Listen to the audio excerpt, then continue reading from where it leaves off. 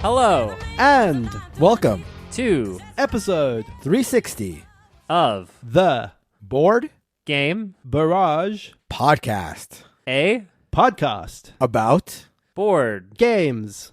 the latest Hotness and how to have fun with your friends even when you are losing on this revolutionary episode we're going to be circling over the 2026 Golden Geek awards, giving you the 360 degree. view. of Are we going to really do this I for the whole don't think we can episode? sustain this. No, I think this is I already can sickening. force you to do anything I want. Wow. Yeah, The okay. That got very Wow. tiring very quickly. we were going for it. We tried to really. It could be even more tiring to listen to. It was, I'm sure. Yeah, it was. I'm sure it was. I'm sure it was. I was yeah. struggling to listen to ourselves do it. That's true. That's true. All right. But we well, had that's to try good. to really, cash in the Yes. 360 gimmick. I think Yeah. we could blame us. This is as much thinking as we've ever done pre-episode. That's true. On this episode of the show, Neelan is going to take us into the future of the past of Chronicles of Crime 2040-100. Yep, 20/40/100. That's how you say it. I will be talking about Quarto or Quattro, depending on who you like more, Neelan or Kellen. And Mark will cover the latest hotness, Shackleton Base plus Shackleton Base expansion yield Euro. What is the name of the expansion? That's a good question. I probably should know that. It's like above and below, or above and like It's below. not below, within, above, apparently. Yeah, it rolls off the tongue. No, it's not. Below, within, above. Yeah, With periods after every word. yeah. It's the old saying: below, above, within, whatever it is. What do you think? Below It's like, are they even trying? You know what I mean? I was thinking about backing the Kickstarter for Mega Empires. You know, Yeah. they have Mega Empires. Okay, they have, and this looks awesome. Mega Empires. They have Mega Empires the East. Okay, Yeah.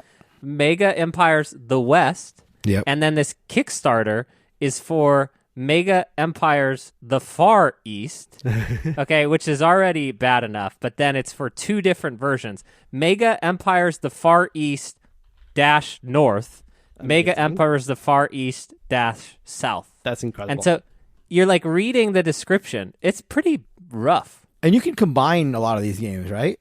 I'm pretty sure. Yeah, Wait, that's not can what you this really? is about. Yeah. Mark. This is about the naming. You could combine all of this. I'm all- really curious as to why you're interested in buying this, because I mean I don't really know very much about it. I just know it's like a 6-hour game Well, or something, right? it's like one of those- it's diplomacy adjacent, right? Is it diplomacy adjacent? I thought it was like civilization adjacent. Oh, Maybe It's like well, it's Civ Advance, but there is sorry, that's trading. right. Not- There is trade. No, it's not. It's not. But not I in the realm. I of. guess I knew it was like a re-implement type deal of classic game, but it's Civ is what you're saying.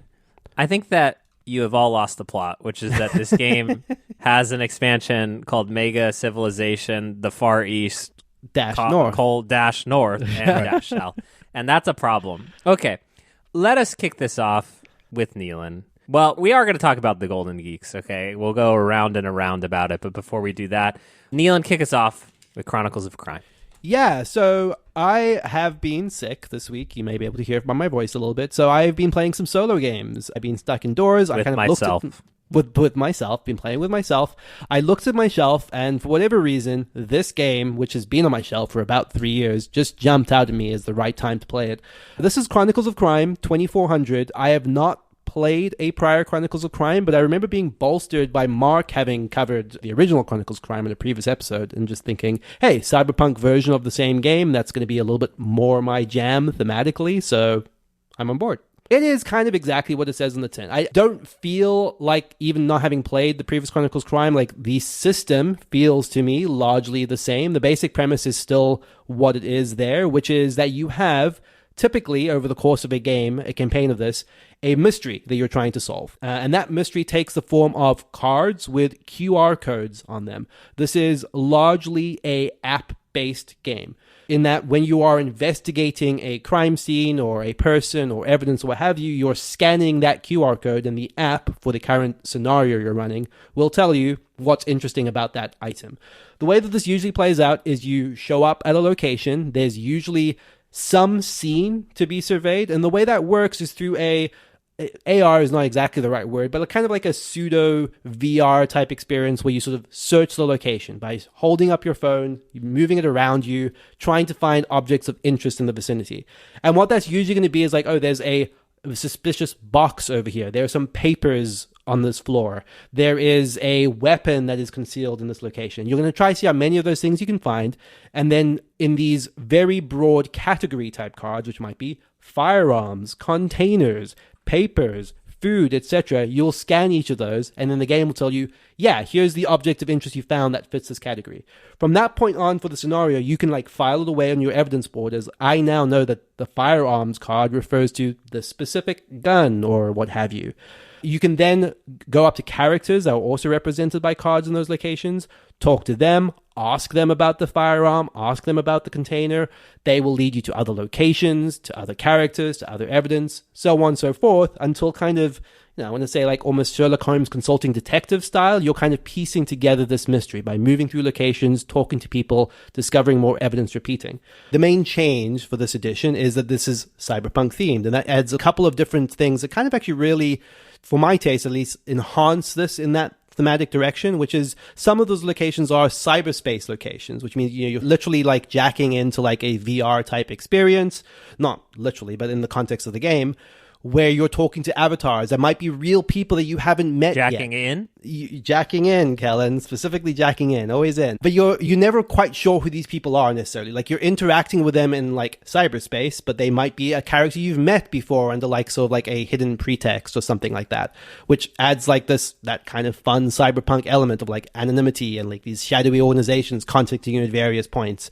There are also like little biomods you have, like little chips you have that can give you sort of specific interactions you give, like ways to scan people and things like that. So it does lean into the theme in a way that I really liked. I will say the writing in these scenarios I have done so far has been quite strong. Like it's a kind of, I would say kind of like a generic cyberpunk theme, but with the popularity that this genre now has, in particular like with the cyberpunk game and all of its like relative offshoots, I kind of feel like I can visualize a lot of what is being described even through this text. The app does a really good job of giving you not very lengthy amounts of text to read, just very short descriptions that point you from point to point to point. You're never just ever reading like paragraphs of text, which is something I tend not to like in this style of narrative game anyway. But it's just kind of very sort of broadly descriptive. It's enough to point you along and move you to your next objective. It has that feeling of classic point-and-click adventure video games where you're kind of just trying to piece together the puzzle and the story inside of your own head. You'll discover an item and you'll suddenly click, oh, I know exactly what this is. I know who I need to ask about this. So then you travel to that location, you talk to that person, you get the next clue, and so on. And the way that this is kind of all being measured in terms of your success is in time. Every time you do anything, you're spending 5 minutes, you're spending 20 minutes, you're spending a certain amount of time, and the faster you can solve the mystery, the better in terms of your overall score at the end of the day.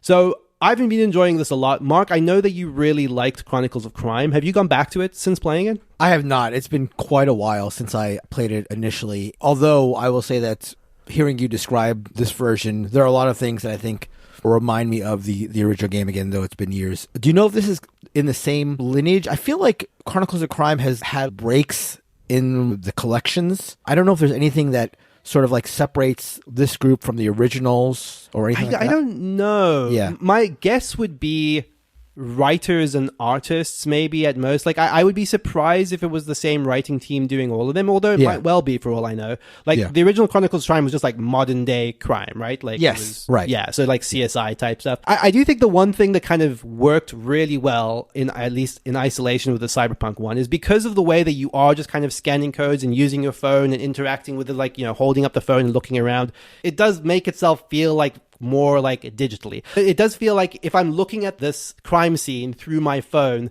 there is this element of engaging with it in a non-physical way that kind of works for the Cyberpunk game a little bit, so it's a kind of a loose thing. But one of the things I kind of always struggle with this is like something that Kellen has spoken about before that I largely agree with, which is sometimes the best versions of these games are less good than the worst video game versions of them. And I think that you have to butt up against, well, the trade-off, right, is you have a tactile experience that you're sort of doing in the physical world.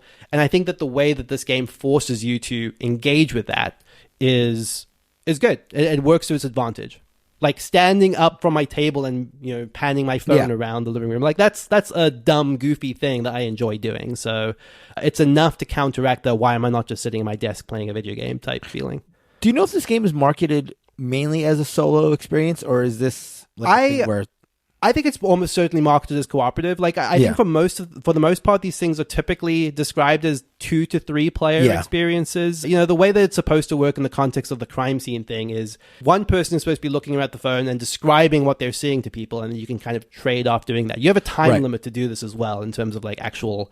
You have a 40-second timer. Otherwise, you'd have to do the action again, which would cost you more time. So there is some sense that you're not just like scouring every inch of the location as well, which I thought was clever. Yeah, but I thought it worked totally fine as a solo game. In fact, I don't see a huge need to like be like, oh man, I'm excited to play this with someone else in a cooperative sense. It kind of is just triggering a lot of that puzzle solving, like mystery type stuff that I get out of solo video game. So it's working for me as a solo experience entirely. Like, would it be better 2 players? Sure, in the same way that I would say most games are. But I don't think it needs to be a cooperative game. And that's... that is Chronicles of Crime 2400 by Lucky Duck. In a round, but okay. Oh, sorry, what did you say? Nothing. I was back to the bit. Sorry. And that's it. Oh, damn it, Mark. Sorry, I'm a little slow. Oh, yeah, it's okay. I have been playing a game called, well, we're already at the controversy, right? Is it Quattro or Quarto, as Neelan would say? Neelan the buzzkill. Quarto is a 1991 award-winning game. Here's the TLDR. I got an office at work and have wanted to always have a board. People have like fidget spinners in their office or little things to play with. And I'm like, this is perfect. People come see me, then I force them to play a board game before they leave. Right? This is a perfect crime. Absolutely. That's you lock them in as soon as they enter. Yeah. And so I was like, okay, what's a small game that doesn't look terrible? And so I went on the search for this, and I landed on Quarto, as the South Africans call it, Mini. And in this game, you are essentially playing, this is a abstract 2-player game. You are playing Connect 4, but for adults. Connect 4, but... I just want to be very clear, this game is for adults. Yeah. And it is wood pieces, wood grid. There are 4 criteria for each piece, or there are 4 characteristics. There is dark and light, there is square and circle, there is short and tall, and there is hollow and full. And that would be a twist unto its own if you were just playing Connect 4, but it could be any of those qualities 4 in a row would win. But the twist to the game is that you actually hand the piece to your opponent, and then your opponent has to play that piece. And so you're trying to not up, essentially, when you hand them a piece and you're sort of evaluating multiple potential Connect 4s at once. That is the whole game. I am super bad at it, but it looks really nice in an office on the table. I just leave it set up. I've played it 3 or 4 times now. Yeah, it's great. It's really easy to explain to people. I think it can be a little daunting, when you're like, oh, I just got 4 in a row because these 4 are hollow and one's like one tall, the big tall, a different color, and then the other person's like, what? But my win rate's going up. So that's good. I think you'd both like this. Again, I don't think this is going to like light the world on fire, but for a 10-minute game, it's great. No, it looks like my jam. Like I like smaller abstract games, so for sure. I mean, not literally, not like in the mini sense, but that doesn't hurt. Whenever I run into these abstract games that seem to have been on the market forever, that you see at bookstores or whatever, for as unsexy as they are, they almost always play really fun, and I end up having a good time with them. So yeah, I'm sure this is very much in that same vein. Yeah, it's a little like, oh, this would be a game that they'd play on like a Korean game show that I would watch. You know, because it's simple rules and you can kind of watch it and go, oh no, he made a critical mistake, you know, and it's just fun. Christina also destroyed me when we played it at home, and she is very happy that happened.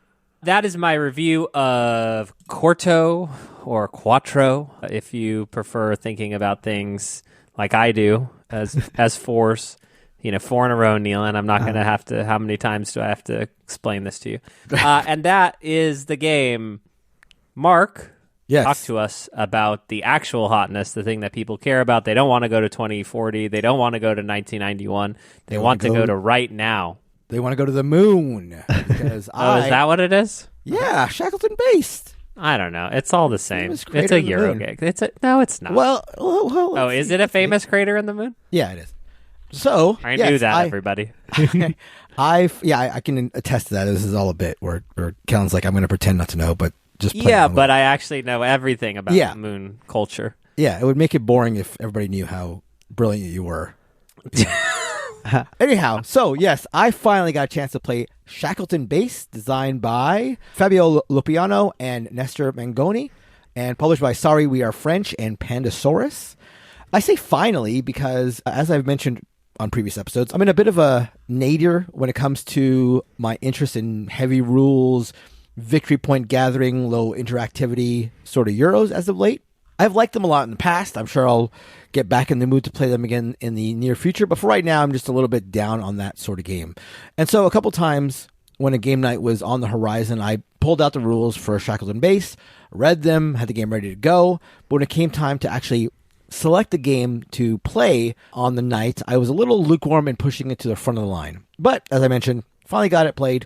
And so what is Shackleton Base aside from a crater on the moon? Well, I would say it is primarily a worker placement game with a number of twists, as most worker placement games nowadays are. So let's talk about the worker placement and the twists therein. So every round of the 3 rounds in the game are going to consist of a draft of 6 workers, as well as some number of resources. The fewer resources you draft, the earlier you get to go in turn order. So there's an injection. Everybody's going to have some number of resources to start every round, and 6 workers. The workers come in 3 colors, yellow, red, and blue. And there are likewise 3 types of worker placement spaces. There's one to build buildings, another to acquire cards. A last one allows you to select 3 of a menu of mini actions that are available. So those are the 3 types of worker placement spots. Now, you're allowed to use any color worker to take any of the actions. But if you use a yellow worker to build buildings, or a red one to purchase cards, or a blue one to take the mini actions I was talking about, you get a bonus. So you're never blocked out in that sense when it comes to which workers you can place on which of the worker placement spots. But if you line up the workers with the appropriate colors, you get a small bonus. The other way you can utilize your workers is by placing them on the main board, which depicts the crater, which are going to give you resources based on which buildings that have been built during the course of the game the workers are facing. So if you've got a worker facing a row of hexes where buildings have only been built in one of the hexes, you're going to receive fewer resources than you would if you had a worker face a row where there are buildings in all the hexes.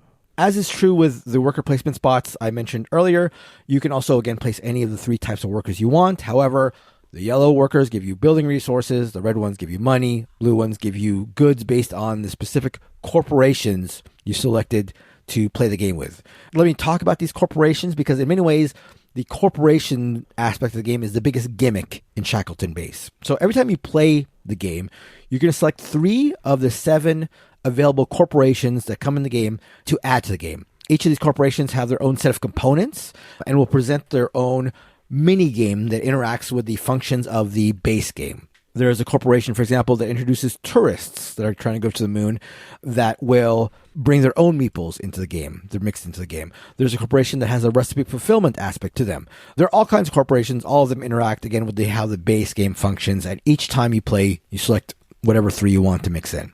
There's much more that I haven't talked about, more on that later in general, but I'd be remiss if I didn't go over one of the other fundamental parts of the game, which are the buildings that you're going to be putting onto the main board. Each player has their own personal board that contains all the buildings they can construct during the game.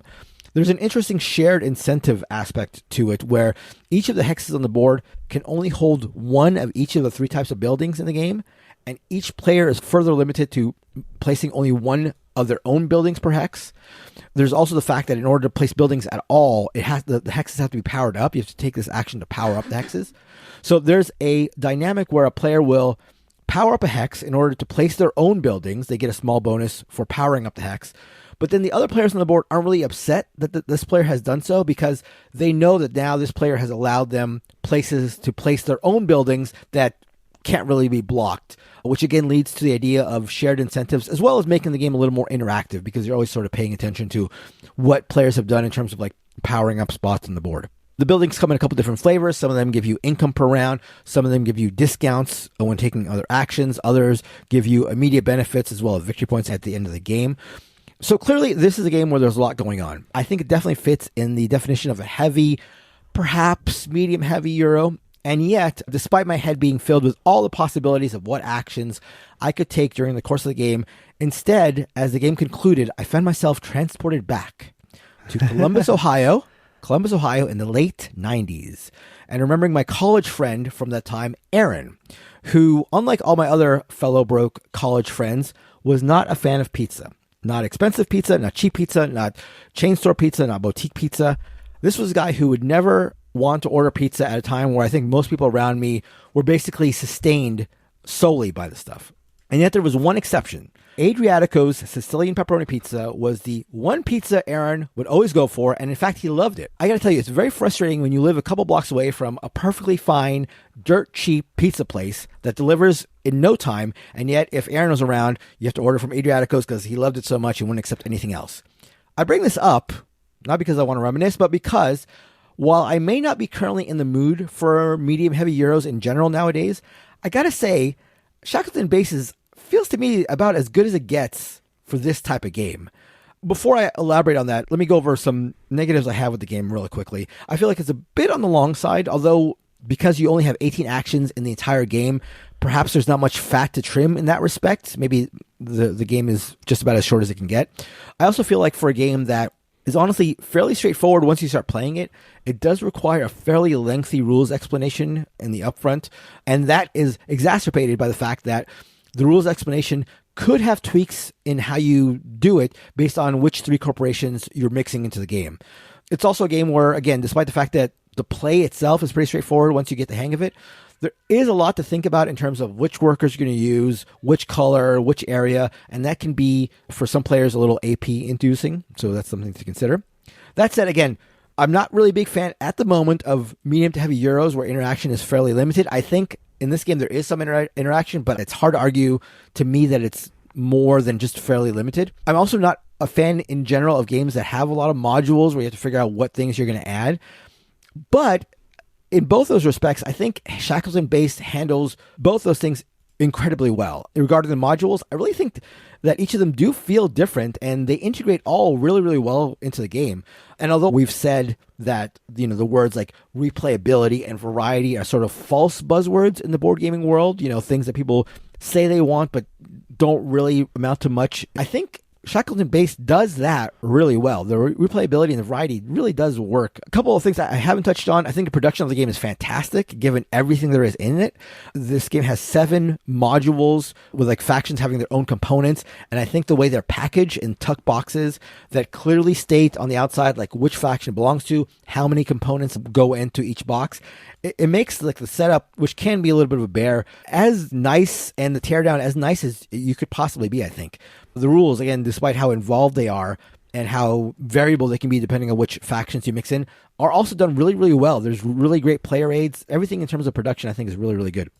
So yeah, while I perhaps didn't love this game in the moment, I think I might in the future. I'm sure I'm going to play this again because I did like it so much. I think it's such a good implementation of the medium-heavy Euro genre of games that I would recommend this pretty much unreservedly to anybody who has any interest whatsoever in that type of game. Even if you're not a really big fan of it, even if it's not your favorite type of game, even if you're like me, not really feeling those kind of games in the moment, I think Shackleton Base is done so well that I recommend it basically to anybody who has any interest in medium heavy Euros, period. I just think it's an fantastic example of that type of game. If you're the type who's running like a very lean collection, if you don't have too many games and you're looking to have like one game to fit different types of situations you might be in, and you're looking for a game that fits the heavy Euro, I think this is like a perfect one for that sort of collection. I should also mention that while my copy of Shackleton Base, A Journey to the Moon, was one that I got on my own, we did get a review copy of the expansion, which is Shackleton Base Below period within period above. Shackleton Base Below within above. It adds a couple more factions. I think the factions they add are great, but I think they're kind of unnecessary given you have 7 in the main box. I think if you love the game and you want more variety, sure, get the expansion. And again, the expansion is great, but I don't think it's necessary given how much there's already in the box. That box, for being a Ticket to Ride size box, is absolutely loaded with stuff. So yeah, even for me, a guy who's not really in the mood for this type of game, hard for me to argue that this is a fantastic example of the medium heavy Euro. So that was Shackleton Base, designed by Nestor Mangoni and Fabio Lopiano, published by Sorry We Are French and Pandasaurus Games. I wanted to say I played a game of this a long time ago, and I never got around to covering it, but like, one thing I wanted to emphasize, which was the thing that stood out to me, is that like for a heavy Euro, I want to double down on what you said about the interactivity. Like it's not the most interactive game in the world, but the way it introduces interaction is really, really smart because of those kind of like little race conditions you mentioned, where it's kind of like as soon as someone does something, there's a little light that goes up around the table where everyone's like, oh, now I need to jump onto this hex because it's got power. Or someone builds a building like, oh, now I need to exploit the crater because now there's enough buildings in the row here. There are just timing elements to like the worker placement where there's enough of a race for all of these spots that it's one of the biggest injections of interaction to this style of worker placement, where your timing on placement feels very, very critical a lot of the time. I think it's also, you have 3 corporations that are added each time, and each of them will be a source of victory points or a source of resource, source of like a way to get ahead. And I think you kind of need to try to make sure that nobody is exploiting one of the corporations without somebody else doing it as well. Because if you kind of leave one alone for one player to just solely focus on and nobody sort of gets in their way a little bit, then they can kind of run away with things. It demands you to sort of be paying attention to how things are being played. I think something you're saying that is, I mean, I don't know that you articulated exactly this, but it's like this new Euro game isn't necessarily good enough to replace one of your 10 favorite Euro games, but it is certainly like good enough for people who are new to the hobby and aren't going to go back and like buy Bruges or whatever that's been out of print for 15 years. And not exactly, it's not a Bruges thing, but it's sort of like, I might, I think you're onto it exactly, but I would even go a step further and say this might be one of my top 10 heavy Euro games. I just think it's done super well. But your point is made. Like, if you are new to the hobby and you're looking to fill that spot, you don't necessarily need to go back to one of these older ones, and this is sort of like, this will fit that bill, I think is what you're... It did remind me of like when I played, I think Tilliton was the last time before this that I felt this, was like, oh, it gave me the spark back for Euro games. So it's like you're describing. It made me feel like, man, this is what I love about my favorite Euro games. So, which is not small praise, Yeah, and like that wasn't apparent to me when I read the rulebook. Like I said, like I read the rulebook to this like 3 times because there were 3 consecutive game nights where I'm like, oh, okay, I've had this, I've heard good things, but I read the rulebook and it doesn't really jump out as something like wholly different. And the modules, even as I'm reading the rulebook, the modules seem to be like a drag, like a thing that makes me not want to play it. And yet when you play it, it just comes together really, really well. And yeah, it gives me a spark for that Euro-ness that I've sort of been getting dull about. That's awesome. I think I saw people playing this one night and like they asked if I wanted to play, and I'm pretty sure I left the board game night before they had finished the rules, like having played like one or two other things. Yeah, that definitely is a thing for sure. Before we move on, just a quick couple notes of thanks. I want to thank Casey in our Discord. The moment a copy of Banana Governance showed up in the BGG Geek Market, Casey alerted me. I was so touched and thrilled. I saw that. So I got the alert from Casey saying, hey, Mark, copy of Banana Governance just showed up on the Geek Market. I went to the Geek Market and the game had been up for like 30 seconds or something. So like Casey was on top of it. I can't thank him enough. Super, super nice of them to let me know. And in that vein, I want to thank Mr. Ben, who is the proprietor of travel-games.com I want to say this again, travel-games.co.uk, who is a small independent board game retailer specializing in small box games, who reached out to me and sent me from the UK and just arrived at my door a copy of Banana Governance. So can't thank Mr. Ben enough. If you are anywhere near I may be ordering here in the US given how fast they were able to get the games to me. He sent me the games on the 28th. It's now the 3rd, and I already got the games from the UK. I don't even know how it's possible, but travel-games.co.uk. Ben really, really hooked me up for a game that is super hard to find, and I've been craving desperately. So thank you to both parties. All right, it's time to talk about the 20th annual Golden Geek Award nominees, and, the asterisk that we must say here is that we are a Golden Geek winner ourselves. And obviously we just have to mention that for the bias, not for any other reason. Absolutely. There's no bragging, no brags here, but for the bias. Again, take everything we say with a grain of salt because we have won a Golden Geek and have very heavy medals that I'm sure we all display in our homes. Proudly. Absolutely. In fact, I think we won it so hard that they don't allow us to run for it again, right? We sort of have been, that's true. Not to. We don't do that. The voting system, it was a wreck. But again, just for the, full transparency, nothing to do with bragging. Yeah. Just wanted to say that, again, we have won this award. All right. We have won. We're winners. Okay. 2-player game. We're just going to go. There's so many of these, and they're so funny. And again, remember, everyone can nominate in these awards, right? So back then, it was, super professional when we won, right? Like buttoned up. Nowadays, who can They're allowing say? anybody. Yeah, they're allowing anybody. 2-player games. The nominees are Azul Duel, Duel for Cardia, Everdell Duo, Framecraft Duels. God damn it, people. This is a parody unto itself right now. Iliad, Star Trek Captain's Chair, Star Wars Battle of Hoth, Tag Team, Toy Battle, and Zenith. The is Zenith? Yeah, what is Zenith? What the game is that? Oh my god. You guys are sleeping on Zenith. Zenith is a good game. It is a bad game. Okay. Okay. It goes lost Azul 2-player was a good game. Azul. Why? Well, because it's not the same game. It's a different game in the Azul universe, and it's very good. I'm tired of all of this Azul Duel. I think it's very good. Genuinely. I want to play it. Yeah, we should play it. I don't think you'll like it as much as Azul, because I think Azul is a better game, but it does the Splendor Duel thing of adding more levers, basically. Yeah. I think that, we can't get around the fact that, like, making it Azul themed is to sell games. Yeah. That's absolutely true. And because they're circles, they're not even squares, Neelan. Okay, Neelan, you and I have played Duel for Cardia. Yeah, that's a cute little 2-player game that takes about 10 minutes. Thought it was good. Very silly, but good. Thought it was good. We've played Iliad. We've played Toy Battle.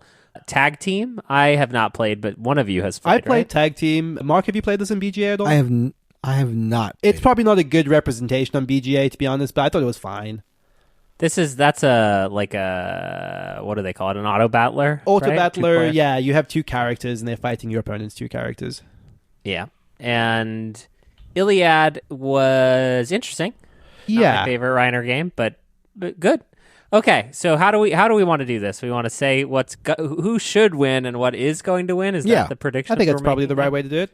I mean, I would pick Toy Battle in this list. Wait, that's not what you got. Oh, sorry. How do we do this? It's a 3, 2, 1. How do we do this? That's right. Sorry. 3, 2, 1. 3, 2, 1. Going to should win. Should win. Yeah. 3, 2, 1. 3, 2, 1. Toy Battle. Zenith. Oh my god. Terrible. And then wait till you hear what I say next. Is going to win. Toy Battle. Toy Battle. Zenith. I actually think it might be Toy Battle. Honestly, I think Zenith is going to win. I think Toy Battle has enough buzz coming out of its BGA stint, and I know that I just don't know anyone that doesn't like it. I don't know anyone who's ever played Zenith. Well, you know what? It was actually the critics' favorite game from last year, genuinely. So, no, I'm aware, but yeah. That just means the most critics played it. Yeah, that's fair. Genuinely, like that's closer to most critics played it than it is critics' favorite. I mean, all right. Yeah, I guess that's almost always how these work. So. Artwork, we're moving on. We can't possibly, Yeah. There's so many. So many. There's so many, guys. Artwork and presentation. Aridia, The Pass We Dare Tread, Eternal Decks, Galactic Cruise, Hot Streak, The Lord of the Rings, Fate of the Fellowship, Luthier, Magical Athlete, The Old King's Crown, Speak Easy, and Vantage. Okay. Magical Athlete and Eternal Decks? I don't know. I actually disagree. It's funny because funny. it's like I thought you would. No. I'm like so torn on this because I get exactly where Kellen is coming from both, where they have such a distinctive style. Do I like to look at Magical Athlete? Not really. And this is the new Magical. The new Magical Athlete. Yeah. Okay. Eternal Decks. I admire and love CMYK's like approach to vision. Style and presentation, but I don't agree. like the art style of Magical Athlete. It's like 80s cartoons. It's not my jam. Artwork and presentation is really hard here because that's artwork, it would be like Old King's Crown, Totally. Lock it in, and it's not even close. But like, in my opinion, of course. But like, I Eternal Decks from like a cohesive sort of like game sense is gotta be the winner here. Again, Hot Streak has the toy factor. You've got it's fun to pull this out. People are impressed. So from a presentation perspective, like if you're talking about noobs, it might be that. But I think, I don't think Old King's Crown is going to lose anything that it's nominated for. Yeah, it's also hard. Maybe not. Oh, really? Maybe you think not. it's going to steamroll? I do. I Has it been played wonder about enough? that. Yeah. Maybe not. Maybe it has. I don't know. I think it's overrepresented in the various circles that would vote on this. Sure. Yeah. But to be fair, if I would just like glance at this list, All King's Crown is a gorgeous looking game. Like, of course, yeah. I wouldn't hate it as a pick here specifically. It's the best thing it has going for it, in my opinion, is the way it looks. Definitely. And it also, the presentation, if you want to separate that from art, it has both really good art and a fun package presentation with the meeples and the iconography, all the stuff that isn't artwork. But for me, this is easy. Eternal Decks. I'm done. Wait. Oh, so should win. We're not gonna. We Should have win. to do 3, this every time. 2, 1. Old Eternal King's Decks Crown. will And win. 3, 2, 1. Hot Eternal Streak. Decks. Oh, me and Neil. Yuck. You I think think Eternal Decks will win? Listen, a man of conviction stands alone on an island of right. Okay, cooperative game. We can just skip this. Expansion. No, okay. Okay, cooperative game. Aridia, The Pass We Dare Tread. Corpse of Discovery, a game set in the world of Manifest Destiny. My life.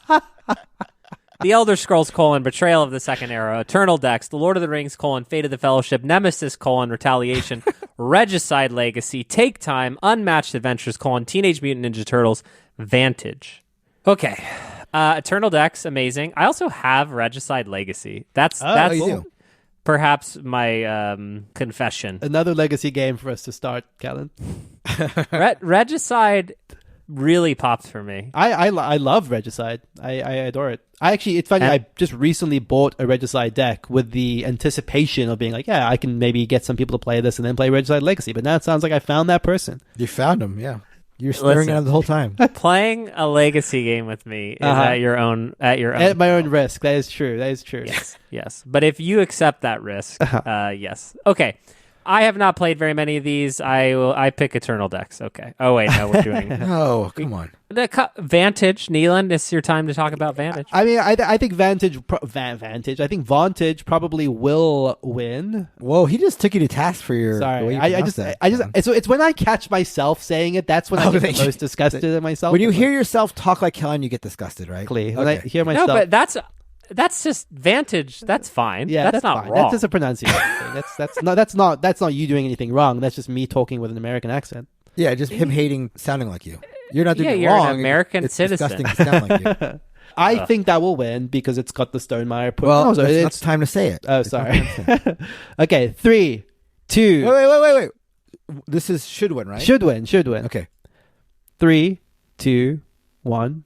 Core of Discovery. Elder Scrolls? I think Elder Scrolls is I love who like Core it of like it. Discovery. I mean, this is like one of my new recent favorite games. Having only played it solo, so I don't know if it counts in the cooperative category. In fact, I'd actually make the argument it's probably not a very good cooperative game, so maybe I take that back. But and will win. But will win 3, 2, 1. Vantage. Vantage. Okay, I just had a heart attack that maybe I was looking at last year's list and that we were halfway through this. But then I checked and we are not. Okay. Expansion we could probably skip. Legitimately skip. Oh, expansion we're skipping. Yeah, we don't care. We don't care. Yeah. Innovative. Okay. Okay. If we all, as board game critics, could name one innovative thing without looking at this list, name one innovative thing that has happened in board games this year, I'll wait. I could genuinely think of one, and I assume it's going to be good. on the list. I'm excited. Okay, well, I'm excited for you to tell us about it. The nominees are Aridia, The Past We Dare Tread, Corpse of Discovery, a game set in the world of Manifest Destiny, me, Eternal Decks, Hot Streak, Lightspeed, Arena, Molly House, Moon Colony Bloodbath, The Old King's Crown, Tag Team, and Vantage. Vantage would have been my pick, actually, because I do think the fact that you have this first-person perspective that only you can see, I think is actually a really novel idea. Like, it's clever and quite well implemented. I think it's like, is the innovation is like the fact that you can do this in a board game now. Oh, I just think it's just something I haven't seen in a board game before. It's like so obnoxious to like get to. Like you have to have this giant box with 7,000 cards in it to like. It's not that crazy. It's not like that crazy a box, honestly. Like it's a standard size box that's all cards. I mean, that's really all there is to it. But yeah, I don't know enough to like disagree. Yeah. I struggle to see what the innovation is in some of the other games on this list, certainly. So I wasn't familiar with Lightspeed Arena. Are you guys familiar with this? No. Okay, so it's a real-time tabletop shooter. Okay. Where you're flicking your tiles or aiming or whatever, and then you do some real-time tile laying. Oh my god, this sounds amazing. I've played this like 4 times. This is so obnoxious. This sounds incredible. And then you take a picture at the end, and then it like does about. Okay, so describe this because I don't know. I'm having a hard time figuring it out. I'm trying to figure out how the I've played this, and neither of you have. It's like everyone is a certain faction, and you're placing tiles down onto a board, like spatially wherever you want, like the table, and you're like aiming your ship at other people, but they hit at the exact same time. But each ship has special powers, so your ship might get shot before you get to shoot the other person. Okay. And so you're evaluating all the, like, am I shooting for the resource that I want? And then you take a picture at the end, and it just goes boop, boop, boop, boop, boop, boop, boop, boop, Nealon wins. There's no cool, like, seeing the battle take place, or there is a cool battle seeing the battle take place? Can't remember. I don't know. Yeah, but you were not impressed. No, not innovative. Pretty strange. Yeah. But this is like a 4-minute game where they're just like, oh, okay. Yeah, you guys would like to play this. I'm shocked that you haven't played it. Yeah, I would love to dig into when you played this. Listen, you don't know me. Yeah. But yeah, the idea that like, I mean, Eternal Decks is pretty innovative, but it's just so weird. I don't know that it like, and then Hot Streak is not innovative. Moon Colony Bloodbath is not innovative. It's like King's Crown is not innovative. Yeah, Tag Team is not innovative. Not very innovative. I do think Core of Discovery has a neat gimmick. What I described as innovative, it's different. Again, in fact, I would say it's pretty innovative. I suppose it's weird. Okay, so we're giving it to Vantage, even though Eternal Deck should win. I would probably pick Core of Discovery. Actually, I pick Lightspeed Arena. I would pick Lightspeed Arena, but I think Vantage is probably going to win it. Yeah. Okay, moving on to the light GOTY got ya, as they say, as no one says. Game of the Year: Duel of Cardia, Flamecraft Duel, Flip Tunes, The Hobbit: there and back again, Hot Streak, Magical Athlete, Railroad Tiles, Star Wars: Battle of Hoth, Take Time, Toy Battle. It's like these people see the word Star Wars and they can't help themselves. These people. Oh, it is a redo of Memoir 44. Okay. That's actually cool. Yeah, I've always wanted to play Memoir 44. Never have. Oh, you can play it on BGA. It's good on BGA, too. Can you play the Commander 6-player version? You might be able to. I have no idea. I would never subject myself to that. The light game of the year. Yeah, I've only played a handful of these. I've only played Hot Streak, Magical Athlete, the original version, And I think Toy Battle. Although I've heard really good things about Take Time. Have either of you played Take Time? No, I haven't. I just haven't got around to playing it yet. But it seems very cool. Seems way up my alley for sure. Gotta go Toy Battle. Oh, I think it's Hot Streak for me. Yeah, I think those are the two big contenders. Yeah, I think Hot Streak will probably win it. I agree. Yeah. It's like, it's a party game. Again, these categories we could fight about forever. Sure. Medium Game of the Year, The Druids of Adora, Eternal Dex, Finspan, Formaggio, The Lord of the Rings, Fate of the Fellowship, Moon Colony, Bloodbath, Sanctuary, Skara Brae, Vantage, and Zenith. I've played Skara Brae on BGA. It's not very good. I have too. Yeah, I didn't think it was very good. I didn't love it. I mean, it's fine. I think it's one of my favorite Garfield games, although that's a very low bar. But yeah, I wouldn't pick it as me. It felt like the counterpoint to Shackleton Base of like just every other Euro. Yeah, definitely more along those lines for me for sure. Yeah, I think that I've played many games with many different themes over the years, but I might decline even playing Formaggio, for fear of having to tell someone else what I had done with my time. Do you know what I mean, Nealon? Yeah. No, Nealon's frozen. Okay. I just can't. Yeah. Again, making wine, making violins. Okay. But making we're cheese. processing cheese. I can't do it. No Formaggio for me. We've lost Nealon. He's stunned speechless. Sorry about that. I stunned you to silence by my refusal to play Formaggio. I think I missed all of that, but that's okay. He just said he would never play Formaggio just on the theme alone for fear that he'd have to tell people he played a game about making cheese. Amazing. I'm not joking either, by No. I just can't. Making wine. There's a lot of things I'd be fine with. Okay, so medium game of the year. Gotcha. Who is going to win? It's got to be Finspan, right? I don't know. Maybe. I feel like Finspan has sort of not been. I agree. I don't feel like it set the received. world on fire in the same way. I think it probably could win, though. I think it might be Vantage, maybe, but I'm not sure. I could see Vantage. I could see Zenith. I could see Lord of the Rings, Fate of the Fellowship. Yeah, Fate of the Fellowship definitely has a lot of buzz. That would actually probably be my pick. It may be that or Moon Colony, but I think Fate of the Fellowship is very good. I'm going to say, for me, I'm going to say Zenith. I do like... I'm the person who likes Moon... medium weight? What are they talking about? What do you think it is? You think it's heavy? It's light. Come on, Nealon, you're light. off. You're so wrong. It's not a light game. You're not going to play a two-player Zenith party. Well, I don't know. It doesn't work. It's like a... What does it even weight? It's 2.35? Yeah, isn't that not light? I don't know. Anyway. Yeah. I'm the person who likes Moon Colony Bloodbath more than anyone I know. So I know that it's not... I mean, I guess it's good enough to get on this list, but I don't think there's a chance to win, even though I like it. I would pick Zenith as my should, and I'll probably pick Vantage again as the going to win. Yeah, I think that tracks. I think Vantage probably will win, but I would love Fate of the Fellowship to take it. Fate of the Fellowship's going to win. Heavy game of the year. Ada's Dream, Iridia, The Past We Dare Tread, The Elder Scrolls, Betrayal of the Second Era, Galactic Cruise, Luthier, Molly House, The Old King's Crown, Speakeasy, Star Trek, Captain's Chair, and Sweet Lands. So I've played on this list Galactic Cruise, Luthier, Molly House, and Star Trek, Captain's Chair. I feel like Galactic Cruise is very well liked. I think Elder Scrolls is very well liked as well. My favorite of this list, personally, of the few that I've played, would be Star Trek Captain's Chair. I really enjoyed that a lot as a solo experience. But I think I would pick Galactic Cruise probably to win this. Agreed. It's pretty universally liked. Yeah, I could see that. I don't see... I mean, that or Old King's Crown, I suppose, maybe.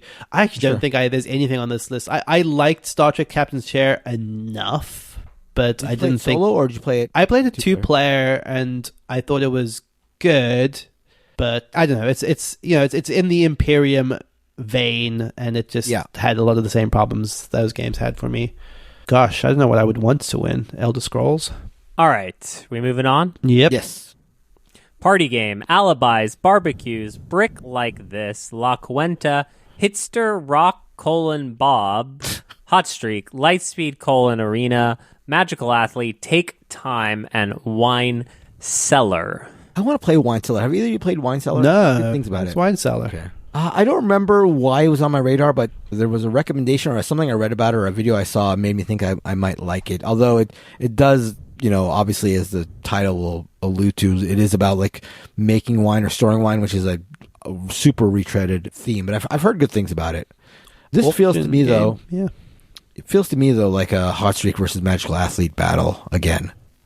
I want more people to get on the Alibis train. Yeah, I think I agree. Alibis is excellent. Yeah, I would agree with you. I'd be happy if that won, but I don't think so. I feel like this is going to be Alibis I'd like, but Hot Streak will win. That sounds right to me. Hot Streak will win. Alibis is not eligible because it is a remake of an old game from Japan. All right, we are skipping print and play, except to tell you that there's a game called Cross Hordes. Careful how you say it. Jeez, Louie. Okay, you could check that out. Solo game. I don't know, guys. Do we want to talk about this? Yeah. We can skim through it. Okay, look, I'll say my piece. Core of Discovery is the best solo game on this list. Done. There it is. Star Trek Captain's Chair. I'm trying to get more into solo stuff, so this is interesting to me. But yeah, I would go Star Trek Captain's Chair, and I think probably Lord of the Rings is going to win it, is my guess. Thematic game, a category that means nothing. Iridia, The Past We Dare Tread, Galactic Cruise, Lord of the Rings, Fate of the Fellowship, Luthier, Molly House, Moon Colony, Bloodbath, Nemesis, Retaliation, Speakeasy, Star Trek, Captain's Chair, Vantage.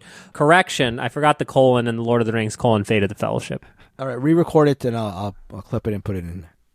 Mm-hmm. I'm just kidding. No need to. So it's so dumb because it's like there are games that like lean into a specific theme, like Lord of the Rings and Star Trek, and do them well. But the degree to which Vantage has like invented like an entire like planet's worth of story is hard to argue for me, or hard to argue against for me. Is that what thematic means to you? Yeah. What do you mean? Yeah, I think so. World building, yes. World building, story, immersion. Yeah. It's funny because I see this in the context of BGG as being more like basically saying Ameritrash without saying Ameritrash. This is like not Euro because heavy and medium are just Euro. So it's like when someone says thematic, like I feel like they're saying Nemesis. Sure, like, sure. I see that as well. I get you. I get what you're saying. I think Ameritrash games are more thematic, I think is maybe the way I would thread that. There are certainly clear Euro games on this list, like Galactic Cruise and Luthiers are definitely for sure. Yeah. Yep. I think Moon Colony Bloodbath is the most thematic game of the year. I think that's a decent pick for like how at certainly integration of theme into mechanics is I think to be rewarded. Yes. I mean, I think it's going to be Vantage, or I haven't played the newest Nemesis, but for all the things I didn't like about Nemesis, the thematic immersion was one that I think it did well. So, but who knows? True. All right. If I had one selfish reason for recording this episode, it would be to urge everyone to vote for Toy Battle for best war game. Please do that. We have a obligation to vote for Toy Battle for best war game. The amount of saltiness that the war gamers will give us. They could break off from BGG. They're so mad. Start their own website, and then we don't have more war games on BGG. Vote for Toy Battle for best war game. Please do. You don't have to write it in. This isn't a protest vote. It's on the ballot. It's hard to imagine it not winning this category. I know. I mean, so I feel like I'm war gamer adjacent, and I would not want to see Toy Battle win this, but it would be hilarious. Got to. It would be hilarious. You've got to. Yeah. You've got to. Best board game podcast. Again, probably due to our conflict of interest being previous winners, award winners, we cannot vote on this category. Again, just want a quick reminder. Okay, best board game if you app. could have voted for us again twice, you would have. Presumably. That's true. Yeah. Yes. Right next to Toy Battle for best board game. Right in. Best board game app. I have not played a board game app this year. That is my confession. Either of you? I have not. I've just played BGA. BGA would be my winner every year for this, so can't say that I've done anything specific to a game. Yeah, looking at this list, I did download the Micro Macro one at some point. Oh, I did not check it out. That's the one that jumped out at me as potentially one that I'd be interested in. Okay. Yeah. Do you know anything about it? No, I didn't even load it up, so I couldn't even tell you how it's implemented or anything. I assume it's just the game in app form. Yeah. But I don't know. Yeah, some of these I actually don't think I even realized existed. Like My City is a neat one to have. I mean, the thing is, like, most of these games are on BGA right now, so I don't understand why. Like, Watergate is on BGA, Isle of Cats is on BGA, Caverna's on BGA, Cascadia is on... Oh, no, Cascadia's not, but Carnegie's on BGA, Ark Nova's on BGA. Like, 7 of these games are ready. Yeah, look, I think the only argument I would give is I would play the Through the Ages on the app over BGA, sure. 99 times out of 100. There are sometimes it's just much, much, much better implemented when it's in I totally get bespoke that. form. But yeah, I don't know. I don't know that any of these is like screaming at me as something I need to go out and get. Yeah, the only one that, again, jumped out at me was the Micro Macro, which is something I genuinely might pick up. I'm just happy that the Caverna app finally came out after years in development. Yeah, right. You'd be looking forward to it? Yeah, what began in, I don't know, what year was Caverna made? 2012? Something like that? The joke, 2013. For me. Finally been completed after many, many delays. Took over a dozen years of refinement. So that's the year in board gaming. A lot of colons. 2026. If you take away one thing from 2025 in board games. Yeah. What do you... We did it. I don't know. We did it. I don't know how to sum it up. Yeah, that's true. We're still alive. I don't know that we ever did like necessarily a retrospective of the year per se, but like I will say that Hot Streak was pretty much far and away my favorite game, and which is to some degree an indictment of the year in board games.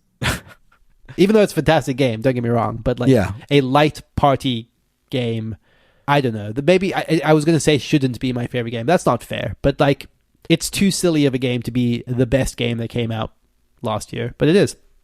Also, I just think it's unlike the Oscars of movies where everything that is on the list of nominees is usually pretty accessible and, pretty easily seen. Like with board games, first of all, some of these games don't release until later in the year, and then you have to get the game. Sometimes the games are like even now, the Lord of the Rings game is super hard to find, I know. Sure. And then you have to get the people together and the time commitment. It's a little hard in that respect. And obviously that's a thing that happens every year, but it's not as easy as with other forms of culture to be able to get a comprehensive view of everything that's up there that's nominated. Fair. Yeah. I do want to play Galactic Cruise at some point. Yeah. It's on. Yeah, it kind of is almost better to do it like 5 years probably to get the real like what stuck around or what did you actually get to. Totally. I'm just looking through like Eternal Decks, probably the biggest one, but like I don't know, we had a good time with Compile this year. Yep. Roth I didn't personally love. I know you liked it a fair bit. I liked it enough to want to try. We never got around to try giving it another bash, but like I was came away more curious and I would say liked it, but yeah. Yeah. Okay. Well, that's it. Do it. That's it for this 360-degree review of... Oh, No Loose Ends came out this year. Actually, that's the winner. Number 1, No Loose Ends. Wait, you're the strikes again. You're the guy who says it doesn't count because it came out in the previous version. Isn't that your claim with one of the other games? No. If the previous version is also Japanese, then it doesn't matter. Okay. You see what I'm saying? The Japanese exception, yeah. I think you hadn't considered. I had not considered that. Casual racism. That's going to do it for the show. Thank you so much to Heart Society for their song What's on Your Mind, Kid from their album Wake the Queens. You can find us at boardgamebarrage@gmail.com, boardgamebarrage.com. You can join our Discord at boardgamebarrage.com/Discord. You can tell us how wrong we are and how good the artwork and presentation is in Magical Athlete and how much Toy Battle exemplifies the key traits of a war game. I want to hear my Zenith fans pop up in the chat. Defend Z. Please join if you believe that it's Quattro, and that's how you pronounce it. Please join the Discord. Thank you so much, and goodbye. Bye-bye. Bye. It's definitely not Quattro. The sad thing.